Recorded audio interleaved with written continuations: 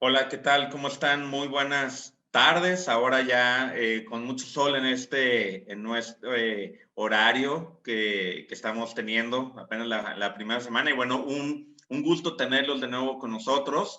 Gracias a CNI Consultores que de nuevo trae temas de suma importancia y relevancia para el ámbito empresarial y del recurso humano. Y bueno, hoy, como cada semana, tenemos exponentes de una talla con experiencia que nos vienen a compartir y arreglar de su experiencia y de su conocimiento. Hoy tenemos a Marco Rodríguez. Bueno, Marco, el psicólogo, amigo de CNI, psicólogo, es coach, consultor empresarial, con más de 15 años de experiencia, es cofundador de Significados Compartidos, especialista en cultura empresarial, gestión de conocimiento y desarrollo organizacional, entre otras cosas que aquí no se nos podría ir más tiempo. Y bueno, hoy un tema, todos hemos escuchado acerca en las empresas de los desperdicios, hay diferentes movimientos sobre producción, pero hay un desperdicio que pocas empresas tenemos la cultura de identificar, y es el desperdicio del talento. Cuando no gestionamos adecuadamente el talento y el conocimiento de nuestras organizaciones, es como si fuéramos en nuestro Ferrari en tercera y el freno de mano puesto en empedrado. Y entonces, bueno, Marco, por favor, permíteme saber si lo expliqué bien. Adelante, por favor. Bienvenidos. Totalmente, muchas gracias. Gracias, Jorge. Excelente analogía, me encantó. Pues bienvenidos, bienvenidas, muy buenas tardes, noches casi. Gracias a todos, a todas por estar acá. Entiendo que, bueno, los que estamos acá somos la mayoría seguramente colegas o nos dedicamos a este gran mundo que es el desarrollo organizacional, la capacitación y demás. En honor a eso y en honor a su tiempo, el tema que les hemos preparado está muy orientado a dos cosas. Por una parte, que sepan un poquito del contexto, el por qué y el para qué es tan importante asumir un modelo de gestión de conocimiento como es el de las competencias. Y por otro, que puedan identificar o reforzar una serie de conocimientos que seguramente ustedes ya traen, pero que les ayude precisamente a fomentar o a facilitar esto al interior de sus organizaciones. Entonces, me voy a permitir compartir la pantalla y bueno, les anticipo también que en lo personal no me gustan estas sesiones en las que nada más está un sujeto hable y hable y hable. Me va a encantar, solo si ustedes quieren, que me ayuden participando un poquito a lo largo de la charla a través del chat. Y bueno, también que sepan que van a habilitar un poquito más adelante el espacio para hacer preguntas. Por favor, no se queden con ninguna, me va a encantar responderlas en esta sesión. Entonces, ¿les parece si damos inicio? Y bueno, insisto, gracias CNI por la invitación y gracias a todos y todas ustedes por estar acá, ¿vale? Entonces, me gustaría un poquito dar contexto para que ustedes tengan una idea muy clara de qué aspectos perseguir a lo largo de esta charla. Si bien es cierto, aunque tenemos una hora y el tema de gestión de competencias es sumamente amplio, para mí es muy valioso que por lo menos hoy se lleven dos cosas. La primera es que efectivamente puedan identificar cuáles son los componentes de un modelo de gestión por competencias, pero esto a partir de un contexto macroeconómico que está orientado a la gestión del conocimiento y desarrollo del capital intelectual. Temas que a lo largo de mi carrera me han ayudado mucho, no solamente a implementar modelos de este tipo, sino que al mismo tiempo me han permitido poder orientar esas funciones de acuerdo a las necesidades del negocio, ya sean para permanecer, para desarrollarse o para evolucionar. Entonces, en general lo que vamos a ver esta tarde, en esta hora, son dos temas y les aseguro que si ustedes se dedican a la gestión del talento, a los recursos humanos, al desarrollo organizacional, en cualquiera de sus formas, son dos temas sumamente apasionantes. El primero de ellos es era y economía del conocimiento. Seguramente más de alguno de ustedes, si no es que todos, todas han escuchado hablar de este concepto, de estos dos conceptos, lo cual fundamenta la necesidad de que en las organizaciones, hoy más que nunca, exista un modelo de gestión por competencias. Ahorita lo van a ver y es algo muy interesante. Entonces, en primer lugar, me gustaría mucho hablarles, como les decía, de la era y economía del conocimiento. Por ahí tú me dices si es posible, Jan, si no, no hay ningún problema, pero me encantaría arrancar esta conversación, esta charla con una pregunta y me va a encantar si ustedes quieren que me ayuden a contestarla en el chat de la sesión y es, ¿cuál sabes tú o cuál consideras tú que es el objetivo principal de la capacitación en las organizaciones? Imagínate que yo soy el director general de la organización y te pregunto, ¿cuál es el objetivo principal del área de capacitación? ¿Para qué sirve en mi negocio? ¿Tú qué le contestarías? Adelante, te leo, te leo. Perfecto, ya viene. Vale. Enseñar habilidades que requiere la compañía y que se dé una cultura organizacional en toda la gente. Buenísimo. Muchas, muchas gracias. Uno más, quien quiera. Gracias, Geo. ¿Cuál crees tú o cuál sabes o de qué manera vives? ¿Cuál es el objetivo principal de la capacitación? Gracias, Dulce. Que el personal desarrolle las habilidades necesarias para el desempeño de sus funciones. Padrísimo. Gracias, Dulce. Fíjense bien. Efectivamente, esas respuestas son totalmente correctas. Y en general y en mi experiencia, algunos de los ejemplos más comunes a esta pregunta son que tiene que ver la capacitación con desarrollar talento, con tener o contar con personas competentes o competitivas. Tiene que ver con la formación y con la capacitación misma de los colaboradores al interior de una organización.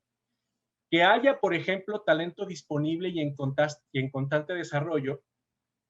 Hablamos también de temas de clima, cultura y ambiente organizacional e incluso, en muchos casos, liderazgo, gestión y competitividad. Es decir, lo que normalmente ocurre cuando estamos enfocados en los procesos de capacitación o de gestión de talento es que si yo, imagina este escenario, si yo fuera el director de la organización y tuviera que decidir si vale la pena o no tener un área de capacitación y requiriera para ello identificar objetivos o indicadores clave que me hagan descubrir eso, efectivamente y de manera implícita, desarrollar el talento, la formación, talento disponible, pues evidentemente es necesario. Pero, francamente, ¿qué valor económico tiene eso para la organización? Sin duda lo tiene, ¿no? Pero si te pidiera que me lo explicaras, seguramente sería complejo, porque es un elemento implícito o tácito de la organización. Es por eso que la pregunta aquí es, por lo tanto, ¿qué indicadores de efectividad se pueden generar a partir de estos elementos? O sea, ¿cómo puedo yo demostrar, dado que la función de capacitación es quizás esto que acabamos de ver, cómo puedo yo hacer evidente que la capacitación es efectiva a partir de estos lineamientos? Entonces, ahí es donde empieza la complejidad o ahí es donde viene lo complejo de todos los que hacemos capacitación, desarrollo organizacional, atracción de talento y demás, porque imagínate, si yo le digo a mi director o a los dueños o a los socios que mis indicadores de capacitación son el número de participantes que participaron, perdón por la redundancia, en los cursos, o decirle que este año hicimos más de 1000 horas de capacitación, ¿no? O que la calificación promedio después de cada uno de los cursos que tuvimos fue de 9 para arriba, o que a lo mejor a las personas les gustaron los cursos y hubo una satisfacción muy amplia. Y aunque eso no está mal, si lo piensas, realmente no te dice mucho del valor que tiene un área como la de capacitación o la de desarrollo organizacional para el negocio. O sea, si lo piensas fríamente, estos indicadores lo único que hacen es que midamos la operación de capacitación para capacitación. E insisto, eso no está mal, pero a nivel de contribución, a nivel de profundidad, el paradigma debe ser diferente, porque finalmente las organizaciones persiguen, y es la realidad, valores económicos. Entonces, Precisamente lo que yo busco en esta conversación es que tú puedas identificar en lo más posible cuál es ese valor económico implícito de la capacitación desde el modelo de gestión por competencias. Pero para llegar ahí, tengo que darte un poco de contexto. Fíjate bien, y te lo voy a poner como en un ejercicio que puede ser cómico, pero que es muy interesante. No sé si tú sabías que una de las invenciones más importantes de la humanidad, específicamente en nuestra era, fue el alambre de púas. El alambre de púas se generó en el año de 1868. Y entonces tú puedes preguntarte, bueno, ¿de qué forma un alambre de púas pudo haber generado tal evolución? Para empezar, y sin irme tan a fondo, fueron uno de los elementos que permitieron la propiedad privada o la propiedad como hoy la conocemos, pero también permitió de alguna forma el resguardar animales para la crianza, la alimentación y demás. Pero ese no es el punto. Quiero que hagas un ejercicio de imaginación y te imagines que con una máquina del tiempo nos traemos a un cavernícola de hace más de cientos de miles de años, un cavernícola acostumbrado a la caza, a la super y sobrevivencia a través de una economía llamada de caza. Y entonces imagínate que yo me traigo ese cavernícola a 1868 y lo pongo frente a un alambre de púas o a un área donde este alambre resguarda animales. ¿Cuál te imaginas que sea la reacción de este cavernícola? Imagínate cuál sería el impacto para este cavernícola al darse cuenta de que no solo no matas al animal y te lo has comido, sino que además lo cuidas, lo alimentas, le das medicinas. Imagínate el impacto, el gran paradigma, la gran confusión que este cavernícola puede enfrentar dada esta realidad. Sería fascinante, ¿no? Pero al mismo tiempo sería impactante para él. Bueno, la pregunta es, ¿cuántos años te imaginas que pasaron entre este cavernícola y el alambre de púas? Ya hemos dicho cientos de miles. Ahora imagínate cuál es su impacto o cuál sería su impacto si además me lo traigo a nuestra era y le enseño, por decir algo, una computadora. Si con la vaca seguramente se ha sorprendido, imagínate que vea una computadora. ¿Cuál sería el impacto? Ahora, si lo piensas, ¿cuántos años pasaron del alambre de púas a la primer computadora? De la primer computadora al primer celular. Del primer celular a la primer tablet. De la primer tablet a, a los contextos tridimensionales. Si te fijas, entre una y otra evolución o desarrollo tecnológico, cada vez pasa menos tiempo. ¿Sale? ¿Eso qué significa? Que el desarrollo humano y evolutivo es directamente proporcional al desarrollo tecnológico. Y este está ocurriendo cada vez más rápido. Te preguntarás qué tiene que ver esto con la gestión por competencias. Pues lo tiene que ver todo. ¿Por qué? Porque este fenómeno del que te estoy hablando tiene un nombre y se llama era del conocimiento. En el año 2005, la UNESCO define la era del conocimiento como el momento histórico de la humanidad que se centra en la capacidad para identificar, producir, tratar, transformar, difundir y utilizar la información con vistas a crear o aplicar conocimientos necesarios para el desarrollo humano. Es decir, en esta era que compartimos tú y yo, nos encontramos en la era del trabajador del conocimiento. ¿De acuerdo? Porque hoy, más que nunca, tenemos acceso a cientos de miles de millones de datos a través de las tecnologías de la información y cada vez tenemos acceso más rápido y más sofisticado a estas tecnologías.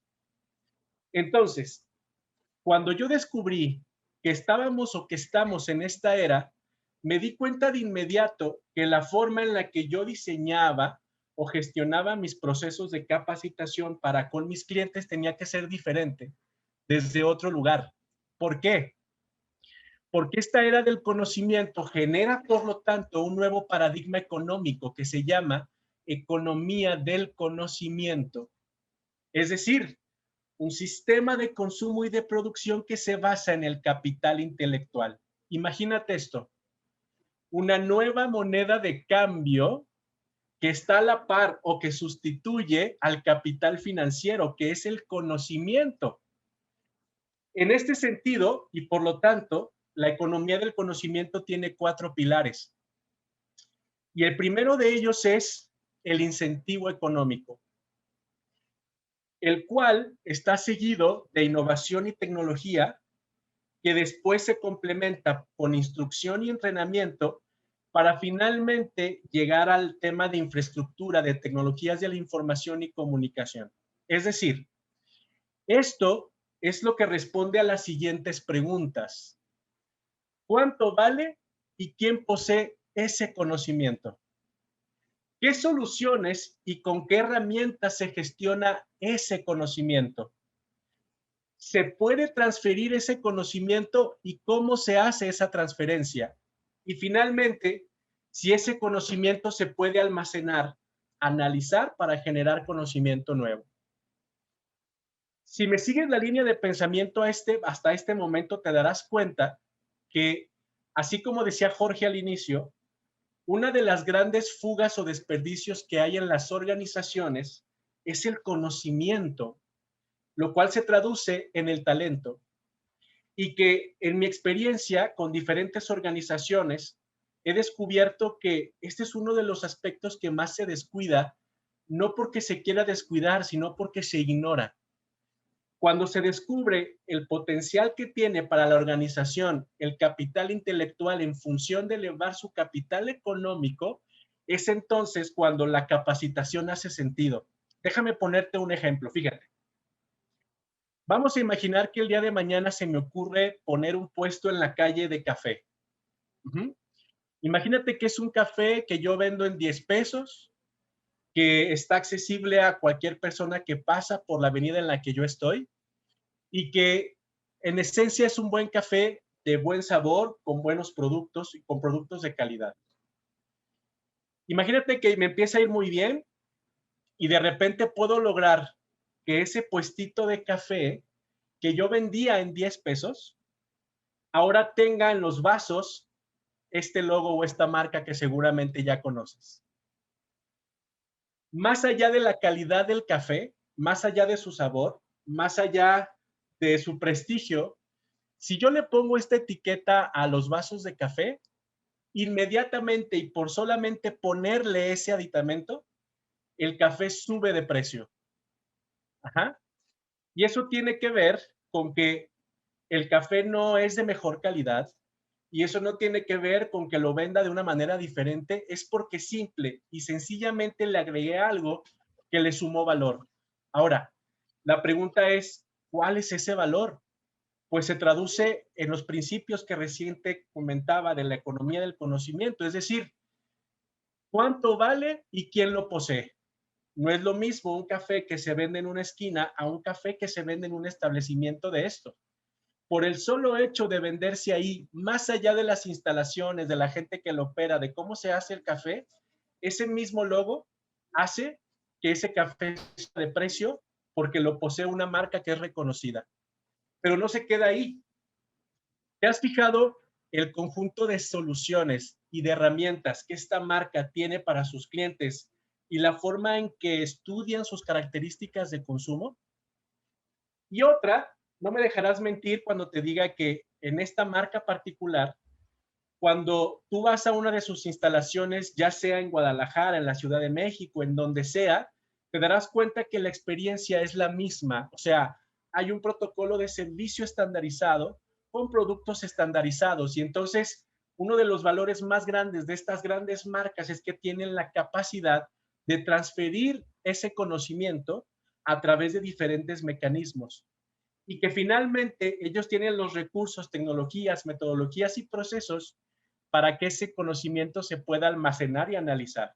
Es decir, a todo esto se le llama absorción de la compañía, o sea, la capacidad de aprendizaje. ¿Por qué estamos en la era del trabajador del conocimiento? Porque hoy vale más una marca, un logotipo o una idea que instalaciones o bienes activos de la organización. Es decir, yo te aseguro que el valor de la marca, si yo quisiera comprar los derechos y ser propietario de la marca, es inmensamente mayor en precio económico que todas sus tiendas juntas. De nada me serviría comprar todas sus tiendas juntas si no llevan esta marca. Y si lo piensas, la marca no es más que ideas, no es más que información, no es más que un proceso de diseño guardado en un USB. ¿Te das cuenta? Es por eso que antes de entrar al tema de competencias, para mí es tan importante que tú consideres esto. En tus manos, como desarrollador de talento, desarrolladora de talento, capacitación, desarrollo organizacional, está el poder de incrementar el valor económico de la compañía, aunque no lo parezca. Ahora, fíjate bien, eso significa que lo que nos toca hoy a los que hacemos desarrollo organizacional o capacitación es generar valor a través de transformar lo que ocurre en la organización a información. Repito, información que se pueda almacenar y analizar, que se pueda transferir, que solucione y que genere herramientas y que por lo tanto le dé valor implícito a la organización. ¿Vale? Entonces, fíjate bien, desde este lugar, el capital intelectual no es más que la integración del conocimiento de los individuos que participan en la producción de valor. Es decir,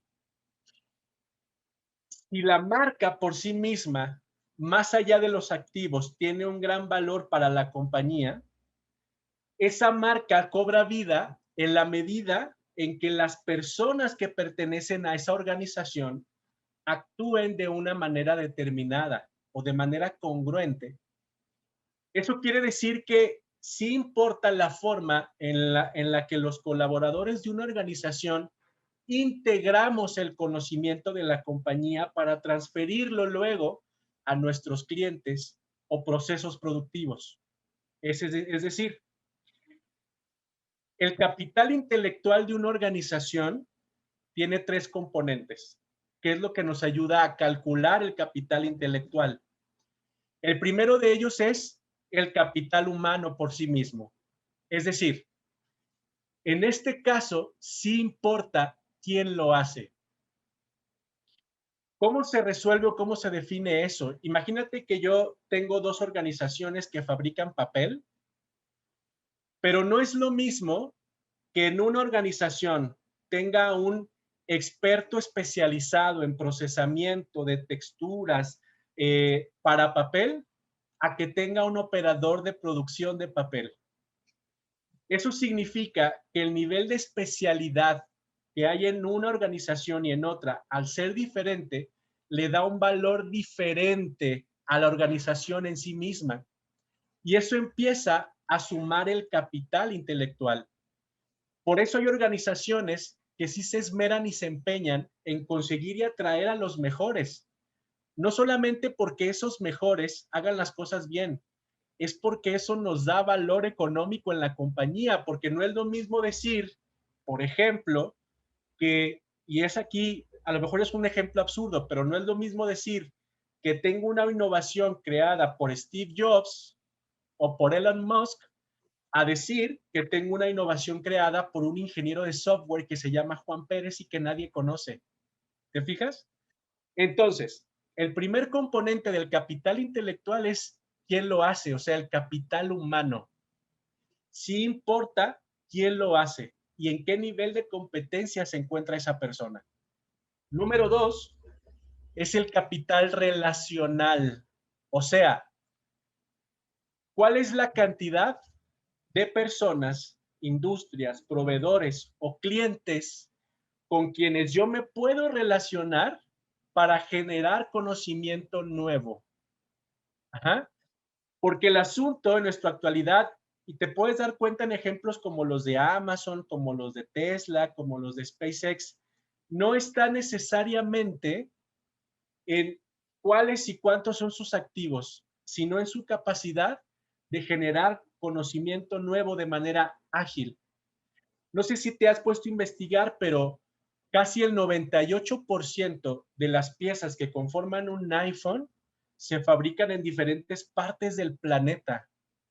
Eso significa que sí importa con quienes nos relacionamos como organización y a quienes podemos recurrir para generar o producir conocimiento que nos ayude a mejorar nuestros sistemas, procesos, productos o infraestructura incluso.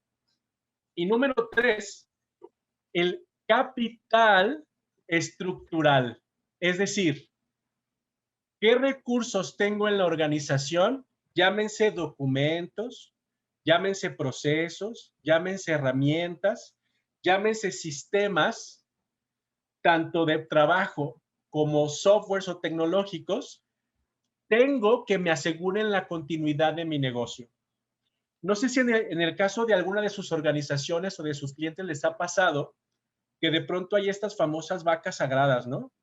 Ese colaborador que fue uno de los primeros colaboradores del negocio y que conoce tanto la empresa que si el día de mañana se va, casi se derrumba por completo la operación, porque él conoce no solamente qué hacer, sino cómo hacerlo y cómo resolverlo. Entonces, yo contribuyo a que se genere capital intelectual en la medida en que genere las condiciones, recursos, herramientas, documentos o procesos para que se mantenga la continuidad del negocio. En otras palabras, si yo te volviera a hacer la pregunta, ¿cuál es el objetivo principal de la capacitación en las organizaciones? Te tengo una propuesta diferente y es esta. El objetivo es incrementar el capital intelectual o el valor económico implícito de la organización. Eso significa, queridos y queridas, que si de verdad quieres trascender en el mundo de la formación o de la gestión del talento, tu enfoque tiene que dirigirse hacia el paradigma del conocimiento, de la gestión del conocimiento, no de la operación de capacitación, no de hacer mejores cursos, no de hacer mejores entrevistas, sino de cómo identificar, producir, gestionar y promover conocimiento nuevo. Y entonces, es con esto que, por lo tanto, y con este contexto es mucho más fácil entender por qué es importante la gestión de competencias. La gestión de competencias no tiene que ver nada más con generar comportamientos o definiciones de algunas conductas o de algunos valores, sino entender que este modelo de gestión lo que facilita es precisamente identificar el tipo de conocimiento que tenemos, el nivel de conocimiento que existe en la organización y hacia dónde tenemos que evolucionar dicho conocimiento. Por esa razón, este contexto es tan importante. Entonces, como el día de hoy todas y todos ustedes son mis clientes, quiero hacer una pequeña pausa para hacerte una pregunta y me encantaría saber si hasta este momento para ti está valiendo la pena esta conversación. Regálame un número 1 si es así, regálame un número 2 si no lo es, si no pasa nada, eso me dice que hay que mejorar. ¿Cómo vamos hasta aquí? 1, vamos bien, 2, vamos más o menos. Buenísimo, gracias Geo, gracias Luis. Perfecto, Brenda, gracias, gracias Mari. Qué gusto que estén acá, muchas gracias. Vale, entonces, ahora sí, con este contexto me permito entrar, por lo tanto, al paradigma de la gestión por competencias. Fíjate bien, una de las preguntas claves es, ¿qué es una competencia? Y yo sé que ustedes ya saben, porque me queda claro que quienes están aquí, pues somos colegas, y en esencia se resume como el conjunto de valores, el conjunto de elementos que nos van a permitir identificar el nivel, ya sea de acción, de actuar, de ejecución de una organización. Sin embargo, quiero ayudarte o quiero que me ayudes a pensar en esto desde otro lugar. Fíjate bien. Una competencia, para empezar, es un conjunto de cosas, ¿vale? que específicamente hablando es el conjunto de características de la organización. Es decir, una competencia para empezar es única. ¿Por qué me importa tanto que esto quede claro? Porque a lo largo de mi carrera me he encontrado con muchos clientes que me dicen, oye, Marco, ¿tendrás por ahí entre tus cosas una competencia relacionada con colaboración que me puedas compartir sus comportamientos y la forma de medirla? Y claro que la tengo. El problema es que un modelo de competencias bien implementado, para empezar, es único, lo que significa que si tu necesidad es una competencia, por ejemplo, colaboración, debe ser a la medida de la organización. Debe ser definida por y para la organización. Cuando nosotros extraemos competencias de otros lugares, de algunas pruebas psicométricas o de algunos softwares que son para medir competencias y nos basamos en lo que dice ahí, no es que eso esté mal. El gran problema es que cuando quieres llevar eso a la realidad y cuando quieres hacer un plan de desarrollo, lo haces desde algo que fue externo y que no se creó a la medida. Entonces, llévate esto, por favor. El modelo de competencias o una competencia se define desde adentro y para adentro. Ahora, dado que una competencia es el conjunto de características de la organización que describen conocimientos, valores y experiencias, es decir, el famoso saber, el famoso ser y el famoso saber hacer. Y eso me queda claro que todos lo entendemos. Sin embargo, algo que no veo yo normalmente en las organizaciones es que el definir el conocimiento, el valor y la experiencia tiene que ver con que esto sea medible, observable y articulable. Me he topado con organizaciones que me dicen que ellos se gestionan bajo un modelo de gestión por competencias y cuando les pregunto que me den una evidencia, por ejemplo, de algunas de las competencias que tienen definidas, lo único que tienen son algunas definiciones de conceptos, por ejemplo, los valores. Entonces, un modelo de competencias bien aterrizado tiene claridad en cómo se mide, en si los comportamientos y las competencias se pueden observar y si por lo tanto son articulables en un documento y a través de oraciones precisas que me digan o que me permitan ver o identificar qué es lo que tengo que observar. Y esto debe estar alineado respecto a los propios procesos de trabajo esenciales y específicos de la organización. Es decir, las competencias son exclusivas, ¿sí? Exclusivas a aquellos aspectos que generan valor para la organización. Aunque tengamos dos industrias iguales, y regreso al ejemplo de la empresa de papel, aunque vendan lo mismo, aunque hagan lo mismo, seguramente lo hacen de manera diferente, con procesos, estructuras o sistemas diferentes. Por esa razón, las competencias no pueden ser las mismas. Entonces, cerrándole una definición, tendríamos que reconocer que una competencia es el conjunto de características de la organización que describen los conocimientos, valores y experiencias respecto a los propios procesos de trabajo esenciales y específicos de la organización. ¿Vale? Ahora, ¿cuál es la característica o cuáles son las características de una competencia per se? Y la primera de ellas es que una competencia debe tener un nombre. Ajá. Un nombre específico y puntual que describa cuál es la intención. Así como, por ejemplo, yo te puse aquí inteligencia emocional, que es una de las más comunes, es válido poner colaboración, es válido poner trabajo en equipo. Es decir, a esto me refiero con que sea articulable, que no sea algo que las personas no puedan escribir o que no puedan pronunciar. Y yo sé que eso puede parecer inverosímil, pero es súper importante porque eso nos da objetividad. Entonces, una competencia se describe en primer lugar poniéndole un nombre. Ahora, El segundo elemento es que esa competencia debe tener una definición. O sea, ¿a qué nos referimos, por ejemplo, aquí con inteligencia emocional en esta organización?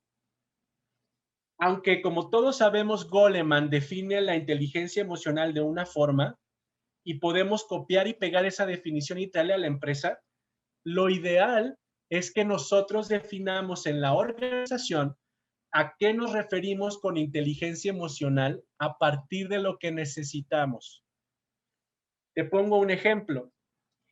No es igual el tipo de inteligencia emocional que debe manejar un promotor de ventas que anda en la calle, por ejemplo, al tipo de inteligencia emocional que debe manejar alguien de servicio al cliente que está a través de un call center. Por eso es tan importante que cada una de las competencias tenga una definición específica a la organización y que una vez que a esta competencia le pusimos un nombre y una definición de a nos referimos, el siguiente paso consiste en establecerle conductas que sean observables. Ajá. Que en otras palabras nos permitan reconocer a través de la vista o reconocer a través de documentos qué es exactamente lo que se espera de que ocurra con esa competencia. Este es uno de los aspectos más críticos en la definición de una competencia, porque también muchas veces me he encontrado organizaciones que tienen sus competencias definidas con conductas que aparentemente son observables, pero al mismo tiempo ambiguas. Por ejemplo, es una persona que maneja correctamente los ambientes caóticos de trabajo. ¿A qué nos referimos con correctamente? ¿A qué nos referimos con bien? ¿A qué nos referimos con mal? ¿A qué nos referimos con adecuado? Entonces, una conducta observable se define sin juicios y de manera objetiva, de modo que cuando leamos ese comportamiento nos sea posible calificarlo, ya sea por cumplimiento o por recurrencia, es decir, cada cuánto se hace o si o no se hace. Entonces, desde este lugar, cuando tú tienes el nombre, la definición y las conductas que lo conforman, es mucho más fácil implementar el modelo porque genera conocimiento común. Es decir, a todos nos queda claro a qué nos referimos con esta competencia y por lo tanto me queda claro como colaborador qué esperan de mí. Ahora, esto hablando de las características de una competencia. Una vez que esto está claro, también tenemos que reconocer que hay tipos de competencias, ¿sí? Es decir, en mi experiencia y lo que me ha funcionado para gestionarlo de mejor manera es entender que por lo menos debe haber 4 tipos de competencia en toda la organización. Las primeras son aquellas a las que llamamos genéricas. O sea, las competencias genéricas son aquellas que se comparten en toda la organización. Es aquello que sin importar el rango, el sueldo, la posición o el nivel, todos debemos compartir, porque es lo que nos hace diferente a otras organizaciones. Y también es muchas veces lo que resulta importante valorar para la alta dirección o incluso para los clientes. Es decir, hay muchas organizaciones que colocan como competencias genéricas los valores y eso está bien, porque eso va a regir y va a dejar claro hacia dónde tenemos que dirigirnos todos y cuáles son nuestros límites o alcances de acción. Entonces, fíjate bien, veme siguiendo la línea de pensamiento. Definimos competencias genéricas. Mi recomendación es siempre empezar desde ahí, porque eso te permite ir ajustando lo demás. Y luego, lo que sigue es definir competencias específicas. Con competencias específicas me refiero a aquellas que pertenecen a áreas, departamentos o equipos. ¿Sí? Es decir, no es lo mismo el tipo o el perfil de competencias que tiene el área de finanzas al área de recursos humanos o al área de ventas. Hay elementos que sí deben ser compartidos entre equipos de trabajo, porque los requerimientos son particulares. Por ejemplo, un ejemplo de competencia específica para un área de finanzas puede ser gestión numérica, por decirte algo, ¿no? O expertise técnica en gestión financiera. Y eso tiene que ver precisamente con ayudarnos a entender qué hace diferente a un área de otra y cuál es su valor implícito para la organización.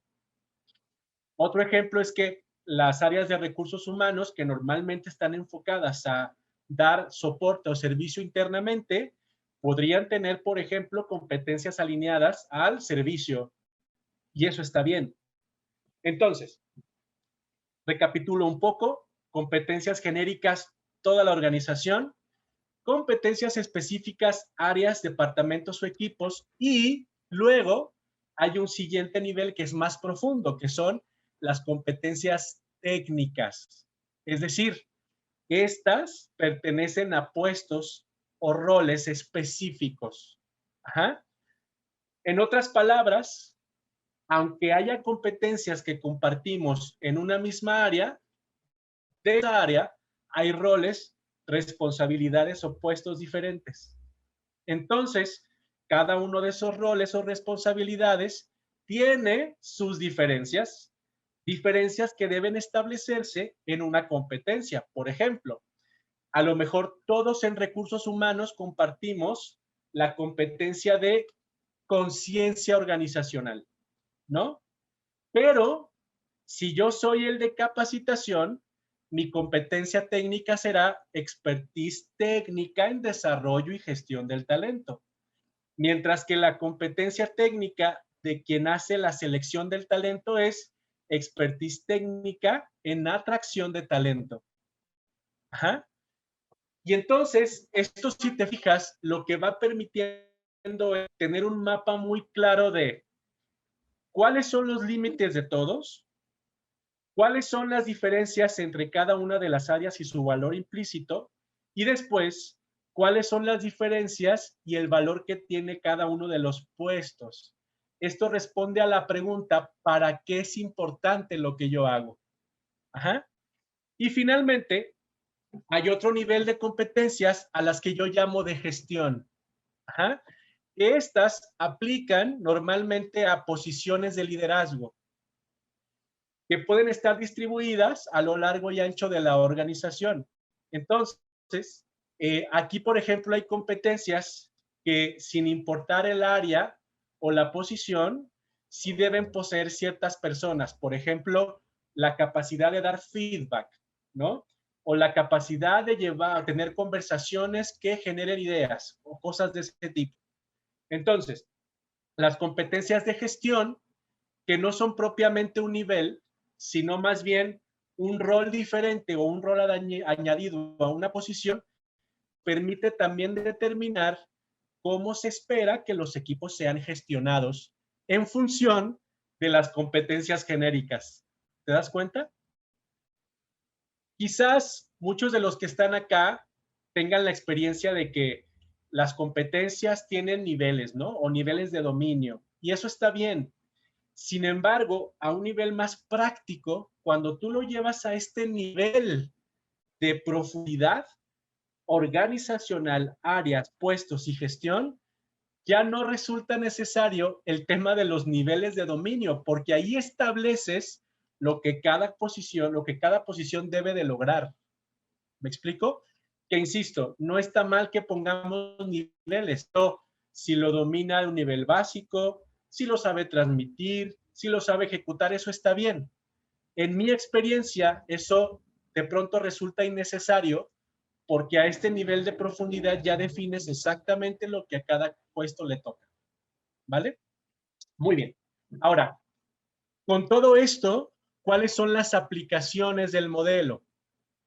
Número uno, esto, te soy franco, si es un trabajo dedicado a la acción y a la operación. O sea, si hay un tema muy profundo de horas de escritorio redactando, pero también hay un tema muy profundo de observación y análisis. No se trata nada más de sentarse a definir competencias, hay que ir, hay que observar, hay que preguntar lo que se hace. Pero una vez que tengas toda esta claridad, con ello puedes construir un diccionario de competencias. Es decir, es tal cual un documento donde a manera física o a manera virtual siempre tiene que estar disponible y actualizado, nos permite hacer que todos en la organización sepan a dónde recurrir para clarificar su contribución. Es decir, un diccionario de competencias lo que nos permite, ¿recuerdas de la cita? Es generar valor a través de transformar a información. Es poder aterrizar, verbalizar y redactar todo lo que hacemos en un documento para que esto se pueda replicar. ¿Te acuerdas el ejemplo que te di de Starbucks? De eso se trata, de la capacidad que tienes de este conocimiento y transferirlo a otros, pero que esos otros sepan a dónde recurrir para poder identificar qué les toca hacer. A esto precisamente es a lo que llamamos capital intelectual. Una organización, y a lo mejor puede parecer absurdo, pero una organización que tiene su diccionario de competencias bien especificado, implícitamente vale más, porque esto le permite una continuidad permanente del negocio. Y además, eso te permite a ti, en DO, en recursos humanos o en capacitación, proveer de la información que todos necesitan para ejecutar adecuadamente sus funciones. Entonces, la primera aplicación es construir un diccionario de competencias. Número 2 es que esto a su vez se puede integrar al proceso de descripciones de puesto. Es decir, cuando tú tienes una claridad de lo que a cada posición le corresponde a través de estos comportamientos observables, te permite, por lo tanto, transferir eso a la descripción de puesto. De modo que ya no hay elementos ambiguos que confundan tanto a tu colaborador como a quien va a medir a ese colaborador.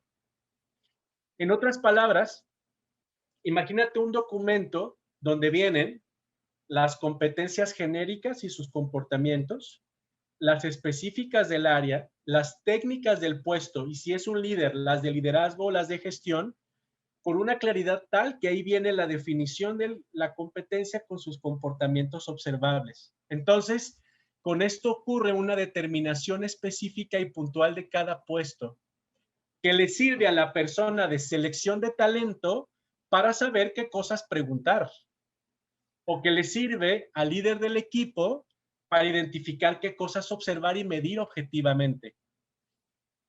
Mari hace una pregunta muy interesante, es decir, ¿qué diferencia hay con los manuales de procedimiento?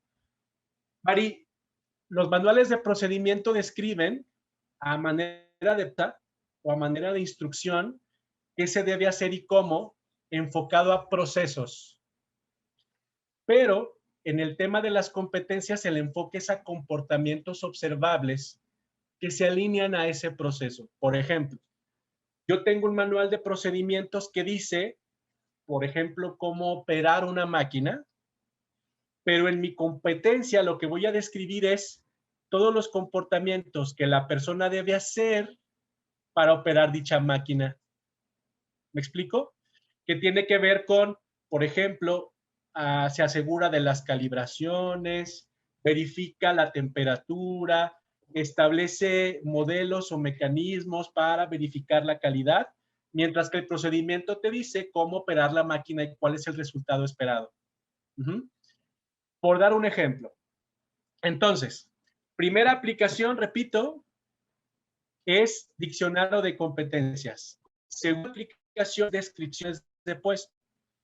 Número 3, a partir de estas competencias puedes generar algo que para mí ha sido fascinante y un gran descubrimiento, que son guías de entrenamiento.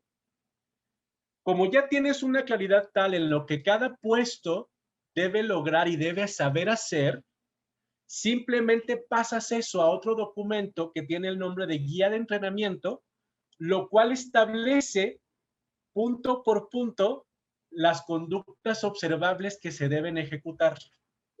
Y entonces cuando el colaborador, por ejemplo, ingresa a la compañía, tú le das esta guía para que sepa lo que debe hacer, y entonces puedes facilitar que él tenga claras las expectativas, como que su jefe o su líder pueda orientarlo sobre lo que debe aprender o conocer. Entonces, además en estas guías de entrenamiento se pueden integrar evaluaciones, por ejemplo, exámenes escritos, exámenes de observación o indicadores u objetivos. En mi experiencia, un modelo de gestión por competencias es ideal para implementar procesos de certificación operativa. ¿Por qué? Porque teniendo estas guías de entrenamiento a las cuales les incorporas un examen, con eso compruebas el saber. Le puedes incorporar una observación y con eso compruebas el saber hacer. Y si lo combinas con los indicadores u objetivos de logro, ahí compruebas el saber lograr. Entonces, con esos tres elementos, puedes hacer un análisis objetivo del logro de cada colaborador. Créanme que, lástima que no tenemos tanto tiempo, pero es algo fascinante. Número 4, la siguiente aplicación es que esto te sirve para hacer evaluación del desempeño. O sea, aquí puedes medir la relación que hay entre competencia y resultados. Les traje rápidamente un ejemplo de uno de los documentos. Esto es algo muy básico, pero quiero que tengan una idea. Ahorita lo estoy compartiendo. De modo que si me estoy dando a entender, tienes tu diccionario de competencias, donde viene toda la organización. De ahí construyes tus descripciones de puesto. De las descripciones de puesto, tus guías de entrenamiento, y de tus guías de entrenamiento y descripción de puesto generas tus herramientas para evaluar el desempeño. Entonces, aquí, por ejemplo, si te fijas, es un ejemplo de una empresa con la que estuve trabajando. Lo recorté para fines de confidencialidad, pero esta empresa decidió establecer integridad y humildad como competencias genéricas, ¿no? Este puesto es en particular un analista de capacitación que pertenece a recursos humanos, donde está la competencia de conciencia organizacional y desarrollo estratégico de los recursos humanos, y sus competencias técnicas son expertise técnica en capacitación y planeación y organización. Entonces, con este documento, si te fijas de manera muy simple, el jefe o el colaborador se pueden evaluar a través de calificar objetivamente cada comportamiento, colocando un número 3 si la persona cumple todo el tiempo con el comportamiento, un número 2 si lo hace la mayor parte de las veces, un número 1 si cumple algunas veces, o un número 0 si no lo cumple. Si te estás dando cuenta, esto te facilita la medición objetiva o más objetiva de un proceso de desempeño, porque no te estoy preguntando si lo hace bien o lo hace mal, y eso puede ser muy subjetivo. Lo que te estoy preguntando es qué tan frecuentemente lo hace. ¿Me explico? Y entonces, cuando tú unes estos resultados promedio con el resultado promedio de desempeño o de logro de objetivos, obtienes el balance perfecto entre competencia y resultado. Algo que se facilita por ejemplo, que seguro conocen, que se llama Ninebox, ¿no? Que te permite hacer esta clasificación. Y finalmente, este mismo elemento de evaluar el desempeño con esta herramienta se convierte en sí mismo en un diagnóstico de necesidades de capacitación. Imagínate qué rico es, y digo rico porque esto es algo en lo que más se batalla en las áreas de desarrollo organizacional o capacitación, el cómo obtener resultados de ese objetivos y que sí sean aplicables o que sean, digamos, funcionales para la organización.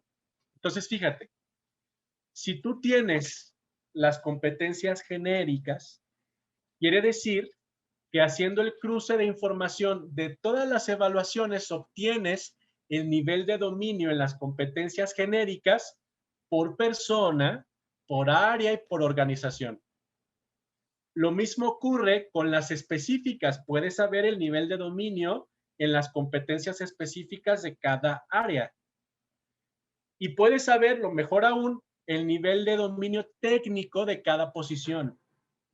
Y eso, afortunadamente, se puede traducir en términos numéricos. Entonces, la información que te da esta modalidad te permite identificar comportamiento, competencia, persona, grupo u organización. Es decir, en lugar de que una necesidad sea inteligencia emocional, que puede significar muchas cosas, si tú te vas al comportamiento específico de inteligencia emocional en el que, por ejemplo, el problema está en la comunicación, no es lo mismo dar el curso de comunicación que el de inteligencia emocional. El de comunicación en este caso es más efectivo. ¿Sí me explico? Hablando pues de que un comportamiento observable esté relacionado con comunicación. Entonces, esta aplicación del diagnóstico de necesidades de capacitación permite identificar necesidades específicas de la organización, de las áreas y de las personas. Y por lo tanto, lo que esto nos va a permitir es voltear la mirada a la creación de indicadores del conocimiento, no de capacitación. Por ejemplo, te voy a mostrar ahora algunos de los indicadores que yo he podido utilizar e implementar con diferentes empresas para medir no la satisfacción de si a las personas les gusta o no el curso, ni la cantidad de asistentes, ni las instalaciones, ni los exámenes, no, indicadores enfocados al conocimiento. Por ejemplo, este modelo te permite saber el porcentaje de dominio de competencia, que es el promedio individual en el nivel de dominio de la competencia de cada colaborador para que sepas cuál es la brecha entre dónde está y lo que le falta. Ahora, este indicador, que es el porcentaje de dominio de competencia, te da otro indicador que es fascinante, que es el número de facilitadores de conocimiento. Es decir, la cantidad de personas que de acuerdo con su nivel técnico y de dominio pueden compartir o generar conocimiento nuevo a otros. Y esto te permite identificar, te digo, la brecha entre dónde estamos y dónde deberíamos estar versus el número de personas que están facultadas para formar a otros. Otro de los indicadores también es el índice de conocimiento común o el ICECOM, es decir, es el índice o porcentaje en que todos entendemos algo específico de la misma forma. O sea, ¿todos entendemos la cultura de la misma forma o no? Si la respuesta es no, eso explica muchas de las desviaciones en los procesos de gestión o en la forma de organizarnos. Otro es la eficacia de la capacitación, que no tiene que ver con los resultados de un examen, tiene que ver con el nivel de influencia que tuvo un ejercicio de capacitación frente a un resultado estratégico. O sea, esto es lo que responde a la... ¿Hemos podido llegar a ese resultado sin este curso? Si la respuesta es no, quiere decir que el curso tuvo un impacto. Y aunque no deja de ser necesariamente subjetivo, sí es más fácil identificar cuando un resultado se dio a partir de un solo curso o a partir de varios elementos. Y otra que es clave y que sí nos toca a los que estamos en capacitación, aunque no parezca, es el porcentaje de innovaciones por periodo. O sea, ¿qué tanto se innova en la organización entre un periodo y otro? Llámense patentes, procesos, sistemas, lo que sea. Tener un monitoreo de qué innovaciones internas o externas tenemos entre un año y otro nos permite identificar si la organización va funcionando o se está estancando. Esto por citarles algunos ejemplos. Entonces, con todo esto, y siendo ya las 8 de la noche, porque quiero honrar su tiempo, quiero dar espacio para preguntas. Me va a encantar responderlas. Y bueno, muchas gracias también por la atención. Espero que sí las haya. Cuéntenme. ¿Qué preguntas puede haber? Adelante, adelante.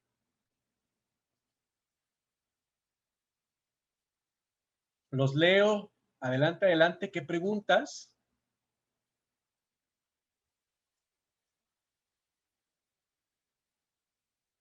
¿No hay preguntas? Parece que no. Perfecto. Ah, perfecto, ya están. Luis, preguntas si es conveniente ponderar las competencias. No sé si te refieras con esto a ponerle un valor a cada competencia con respecto a otra. No sé si esa es la pregunta y si estoy equivocado, de todos modos, dímelo en el chat. Pero para mí es muy claro que no es que una competencia tenga un valor. Ah, perfecto. No es que una competencia tenga un valor diferente a otra. Yo creo que con mi experiencia, todas las competencias tienen el mismo valor, en tanto hagas una descripción clara de lo que cada una significa y del conjunto de comportamientos observables que la componen. Porque, por ejemplo, a lo mejor imagínate que soy director, ¿no? Y una de mis competencias puede ser pensamiento estratégico, pero otra puede ser, no sé, voy a inventar, gestión de la crisis, ¿vale? Yo no me atrevería a decir que una es más importante que otra. Puede ser que haya momentos del negocio en las que una sea más relevante que otra. Por ejemplo, en el COVID, puede ser que en ese momento sea más importante el tema de gestión de conflictos o de desafíos que el de pensamiento estratégico. Pero eso no significa necesariamente que una tenga un valor diferente a la otra. Espero haber respondido y si no, síguenos escribiendo, no hay ningún problema. Dice por ahí, no alcanzó a ti, Luis, es un placer. Dice, el esfuerzo es maravilloso, sin embargo, tengo rotación porque identifican las competencias que tienen mis empleados y les ofrecen lo doble. Exacto, o sea, es a eso me refería.